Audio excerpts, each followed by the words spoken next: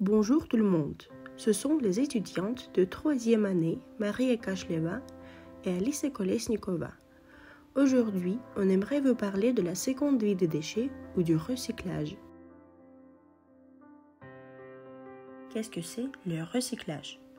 Le recyclage, en quelques mots, c'est un moyen de transformer des substances et des matières en de nouvelles afin de limiter les pollutions et la consommation de ressources liées à la fabrication de produits neufs. Le recyclage permet de les réaliser chaque année de formidables économies de ressources et d'énergie.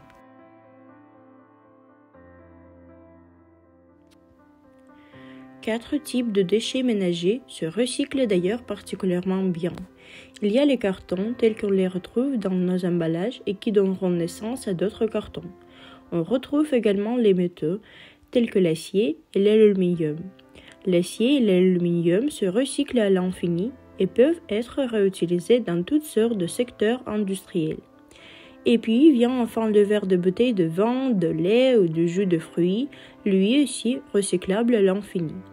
Les déchets toxiques de leur côté, tels que les médicaments et les piles, prendront la direction de filières de traitement adaptées.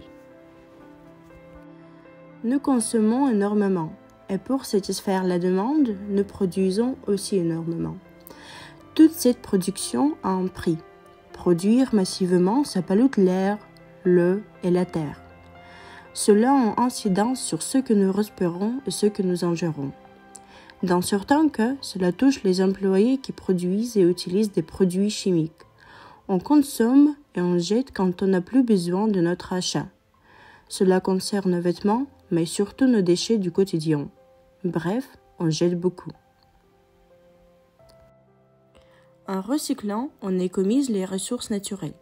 Plutôt que de puiser dans de nouvelles ressources, on réutilise la matière existante pour produire de nouveaux emballages.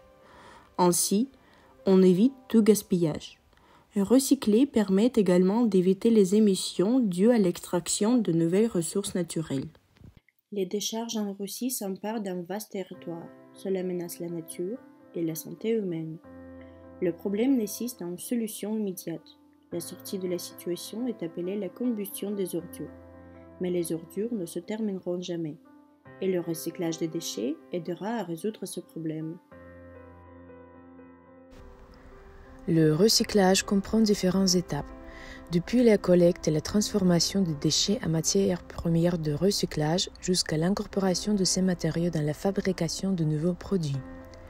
Pour promouvoir un mode de vie plus responsable, la notion de 3R du recyclage permet de servir de guide dans une démarche de réduction des ordures. Réduire. Le déchet le plus facile à recycler est celui qu'on ne produit pas. Réutiliser. Réemployer les objets au lieu de les jeter est un réflexe d'un mode de consommation plus sain permettant aussi d'allonger la durée de vie de vos produits. Recycler. Si les deux premières options sont épuisées, n'hésitez pas à recycler votre déchet. Produits recyclables ou non, comment se retrouver dans la foison de logos de recyclage? Pour cela, il est nécessaire de savoir décrypter la signification de ces sigles de recyclage. Traitement. Le produit doit être trié ou rapporté dans un point de collecte pour être recyclé. Triangle de Mobius. Le produit ou l'emballage est techniquement recyclable, mais pas forcément recyclé. Consigne entre tri. Signalétique plus graphique visant à rendre plus claires les consignes de tri. Poubelle barrée. Le produit fait l'objet d'une collecte séparée. Les faux amis des symboles de recyclage. Point vert. Le faux ami de consigne de tri, le logo point vert indique uniquement que l'entreprise est partenaire du programme français de valorisation des emballages ménagers et finance l'organisation du tri sélectif. Tidiment. Le sigle Tidiment incite simplement les consommateurs à jeter le déchet dans une poubelle et n'indique aucune consigne de tri. Greenpeace a créé une carte des points de réception de divers types de déchets à Moscou et dans la région de Moscou et dans de nombreuses autres villes de Russie. On peut regarder sur la carte le point le plus proche de notre maison pour recevoir les déchets et apporter des choses. Sur la carte, on peut trouver des points de réception des vêtements, des batteries, des capsules de café, des couvercles, des lampes et des appareils ménagers.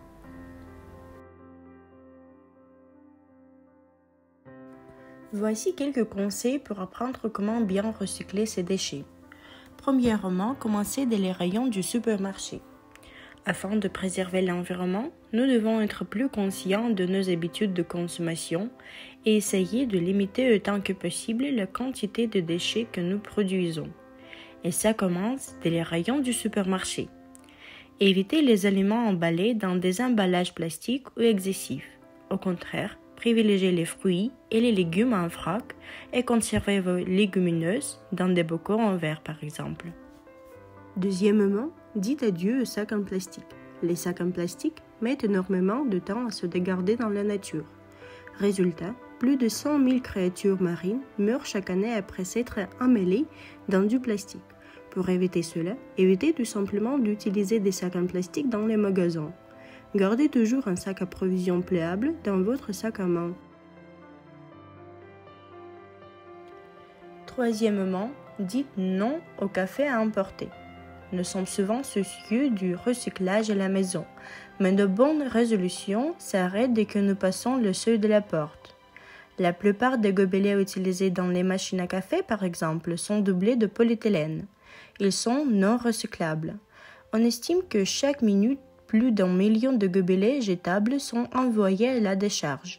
Alors, investissez plutôt dans une jolie tasse à café réutilisable. Ensuite, réparer, partager et réutiliser. Appliquez cette philosophie au quotidien en réparant les vêtements endommagés plutôt que d'en racheter de nouveaux. Les vêtements que vous ne portez plus trouveront sûrement de nouveaux heureux propriétaires. Vous pouvez également recycler vos bocaux de confiture ou de yaourt en verre en les transformant en bougies. Après tout, commencez le travail. En nettoyant vos déchets, bocaux en verre, bouteilles, etc., avant de les mettre à la poubelle, vous augmentez l'efficacité du recyclage. Une éponge et un peu de liquide vaisselle suffisent. Écrasez les boîtes en métal et les bouteilles en plastique pour enlever les excès d'air et aplatissez les boîtes en carton. La Russie recycle-t-elle ses déchets? La réponse est simple. Elle ne recycle qu'une toute petite partie de ses déchets ménagers. Les déchets dangereux ou issus de matériel électronique ou encore des chantiers de construction ne sont pas du tout recyclés ou presque. Pourtant, chaque Russe produit en moyenne 450 kg de déchets par an. Pour en revenir à la gestion des déchets au sens large, on estime que les Russes ont environ 25 000 décharges dans lesquelles plus de 90% des déchets ménagers terminent leur course. Aujourd'hui, le recyclage et les différents maillons de l'économie circulaire progressent et nous commençons à entrevoir les manches d'un autre mode de vie qui serait à nouveau connecté à la nature. Dans ces nouveaux enjeux, tout le monde a un rôle à jouer.